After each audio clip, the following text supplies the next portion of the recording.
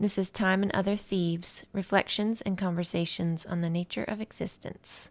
This episode originally aired in radio format on May 5th, 2022. I'm Sarah B., and today I'm going to talk about Jerry Seinfeld. I know he's a super famous, old, rich, white dude, and in the comedy world, he's as mainstream as they come. I don't care.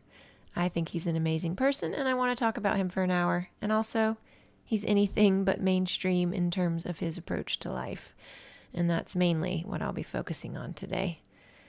I've mentioned Seinfeld at least a couple times before on this show and have known for a while that I'd eventually do this episode, but first I wanted to re-watch his Netflix series, Comedians in Cars Getting Coffee, and then much to my delight, the Seinfeld series was added to Netflix, so I decided to re-watch that whole thing too, for the first time in about 15 years.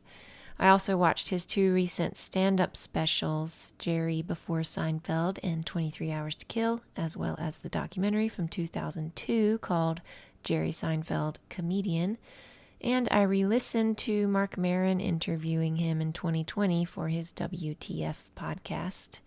And the book I'll be drawing from for parts of today's episode is called Seinfeld and Philosophy, a book about everything and nothing, which I owned a copy of in college and actually found at the time to be too heavy on the philosophy and too light on the Seinfeld, so I eventually sold it.